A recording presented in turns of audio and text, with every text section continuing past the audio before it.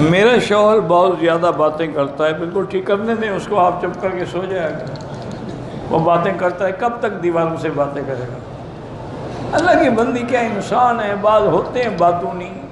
ہر قسم, بعض ایسے لوگ بھی ہیں جو بات نہیں کرتے, ان کو الٹا آدمی کہتے ہیں کوئی بات تو کرو یار. تو یہ اس قسم کی اللہ کی مخلوق ہوتی ہے.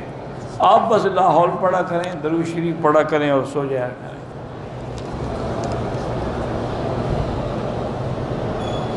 میرے اوپر اولاد کے حقوق یہ ہے کہ سب سے پہلے تو اولاد کی دینی تربیت کریں, ان کے عقیدے کی اصلاح کریں, ان کو نماز روزے اور دین کی پابندی کرائیں, پھر ان کو تعلیم دلائیں اور ان کو رزق حلال تک پہنچنے کے ذرائع مہیا کریں. یہ والدین پر اولاد کی, اور اولاد کے حق یہ, اولاد پر حق یہ ہے کہ والدین کی فرما برداری کریں, اطاعت کریں, خدمت کریں.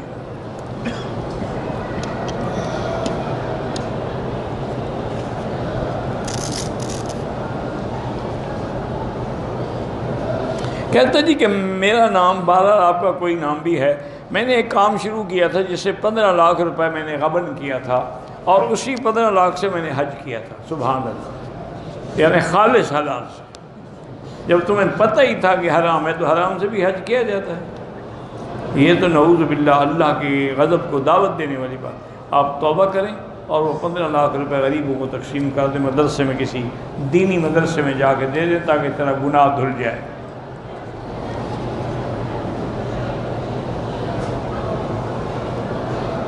میں اپنے, میرا دوست ہے اس کا نام عباد الرحمن ہے, اس کو میں کوتک سنگھ کہتا ہوں, یعنی کافروں کے نام سے پکارتے ہو, یہ بہت بڑا گناہ ہے, توبہ کرو.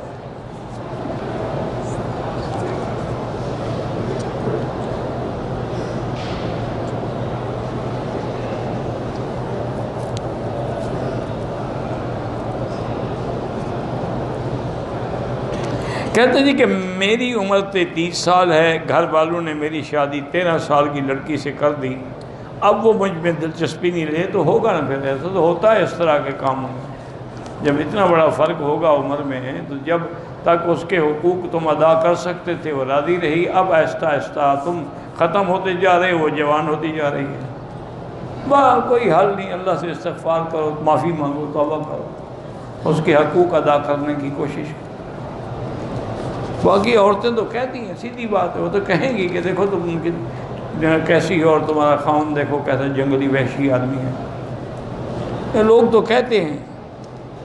ایک طواف کا ثواب یہ ہے کہ ایک غلام خرید کے آزاد کرو, اتنا ایک طواف ہے. اب ایک غلام کتنے کا خریدو گے؟ لاکھوں میں بھی نہیں ملے گا. اور ایک روایت میں ہے کہ غلام بھی ولد اسماعیل سے ہو, اور ولد اسماعیل سے تو کوئی غلام ہو ہی نہیں سکتا. تو اس لیے معنی یہ ہے کہ اس کی ثواب کا کوئی حد کنار ہی نہیں ہے. فضائل حج اور فضائل اعمال میں جو کتاب روایتیں ضعیف ہیں, میرا بھائی گزارش یہ ہے فضائل اعمال یا فضائل حج پر پہلے اعتراض نہ کرو, ان کتابوں کو پڑھو. کیا انہوں نے کسی کتاب سے نقل کر کے لکھی ہے یا خود بنائی ہے؟ تو اگر انہوں نے لکھا ہے کہ یہ ترغیب ترہیب سے ہیں, منذری سے ہیں, فلاں کتاب سے ہیں, تو پھر ان کتاب والوں کا قصور ہے, ان پر تو تمہیں غصہ نہیں آتا. اور دوسری بات یہ ہے کہ جتنے سنن کی کتابیں ہیں, مثلا سنن نسائی ہے, ترمذی ہے, ابن ماجہ ہے, اس کے اندر کتنی ضعیف حدیثیں ہیں, ان کو نکال دو گے. اللہ کے بندے مسئلے کو سمجھو. ایک ہوتے ہیں اعتقادات, اعتقادیات, ایک ہوتے ہیں احکامات, ایک ہوتے ہیں فضائل. اعتقاد کے اندر اللہ کا قرآن ہو یا حدیث متواتر ہو, احکام میں حدیث صحیح کا ہونا ضروری ہے. جہاں تک فضائل کا تعلق اس میں تو ضعیف بھی لکھنا جائز ہے. مسئلے کا پتہ ہوتا نہیں ہے اور اعتراض شروع ہو جاتے ہیں. اللہ والوں پہ اعتراض نہ کیا کرو.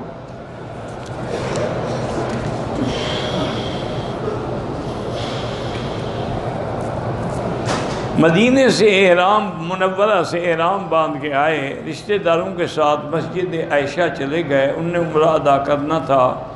مدینے میں کیونکہ مجھے عید ہو گئے تھے, مگر میں مدینے سے نیت کر کے آئی تھی. اس لیے 3 دن کے بعد مسجد عائشہ جا کر دوبارہ احرام کی نیت کروں. کیوں دوبارہ کرو؟ تم تو نیت کر کے آئی ہو. وہ تو نیت کرے نا جس نے نیت نہ کی ہو. تم تو میقات سے نیت کر کے آئی ہو، مدینہ پاک سے. اسی میں بیٹھی رہو، جب پاک ہو جاؤ غسل کر کے عمرہ کرو.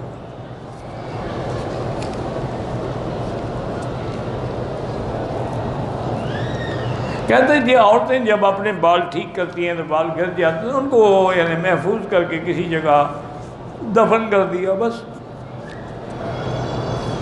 مقصد یہ ہوتا ہے کہ چونکہ جو شیطان لوگ ہیں نا، جادوگر لوگ ہیں، وہ بالوں پر زیادہ جادو ہوتا ہے، اس لیے ان کی حفاظت کرنی چاہیے.